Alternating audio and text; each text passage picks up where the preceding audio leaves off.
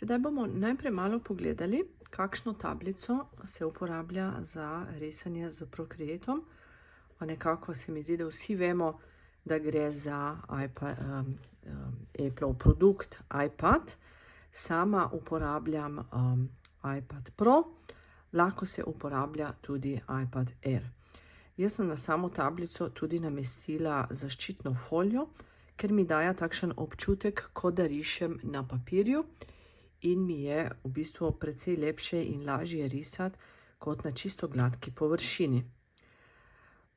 Tablica je zelo intuitivna, zelo enostavna za uporabo, vse je na namizju, lahko se to tudi sicer v svoje mapice daje, zavedeti, kateri tip tablice imamo. Gremo na nastavitve, settings, pod general, pod about in tukaj je model name in lepo nam piše, katero vrsto tablice in koliko je velika. No, tale moja je 11-inčna. Ima pa 128 GB spomina, da se kupiti tudi več, 256, več je spomina, več lahko shranjujete na njej in mislim, da je tudi število layerjev odvisno od tega. Število layerjev je pa seveda tudi odvisno, ali gre za iPad Pro ali za iPad Air. Layerji so segmenti znotraj ene ilustracije in to bomo v naslednjih lekcijah bomo vse to povedala in razložila. Tako da to je zdaj to, kar je o osnovni uporabi tablice. Pomembno je tudi svinčnik, da kupite Apple Pen, ki je kompatibilen z tablico. Ponavadi v specializiranih trgovinah znajo zelo dobro svetovati glede tega. Jaz sem kupila oboje na Amazonu in na Amazonu za vsak svinčnik točno piše, za katero tablico je kompatibilen, tako da je res težko zgrešiti. Če se pa slučajno zgodi, potem vam pa ta tablica in svinčnik ne bosta delali, oziroma svinčnik ne bo delal na tablici. Enkrat, ko imate tablico, ko kupite, ko jo vžgemo, proces instalacije je zelo enostaven, intuitiven, nas vse vodijo oni, moramo iti kupiti aplikacijo Procreate in to gremo tako, da gremo v Apple Store, jo poiščemo, vpišemo Procreate in nam bo dalo nekaj zadetkov. Procreate tale med prvimi se pokaže, prva, če ta je plačljiva, to nas ne zanima. S tem črna ikonica in s tem barvnim pereščkem. So lahko nekatere podobne, ki pa niso za uporabo na tablici. Procreate Pocket se recimo uporablja na telefonu. Je brezplačna, medtem ko Procreate je plačljiva. Enkrat, ko kliknete na njo, boste imeli tle Get It in jo inštalirate. Seveda jo je potrebno plačati. Mislim, da je nazadnje, ko sem jo jaz kupila, je bilo 12 € in je bil to enkraten nakup.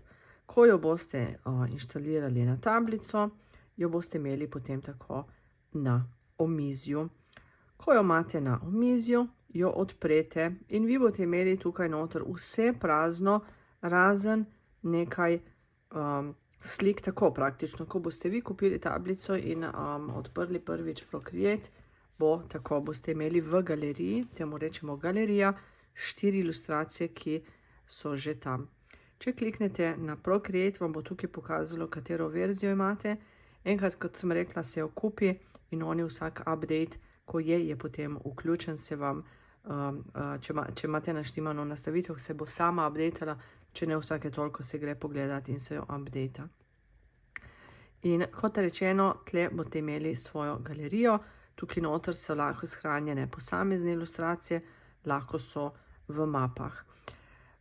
Tukaj je nekaj menijev, z Select izberemo neke mapice, ki jih potem za stack damo tako v skupne mapice, preview, da se vse odprejo in lahko eno za drugo gledamo, share, da jih potem recimo delimo v različnih formatih, lahko jih delimo, da jih pošljemo preko maila, da si jih damo na Drive ali kakorkoli, pač imamo potem še, da lahko dupliciramo mapo in lahko jo tudi izbrišemo.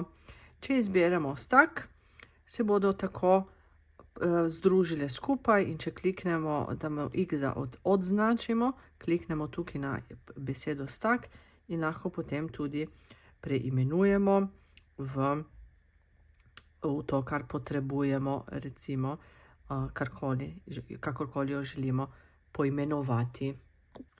Tukaj imamo na to še funkcijo import, kjer lahko iz fajlov iz tablice uvozimo različne datoteke ali pa foto iz galerije si tudi lahko uvozimo različne datoteke.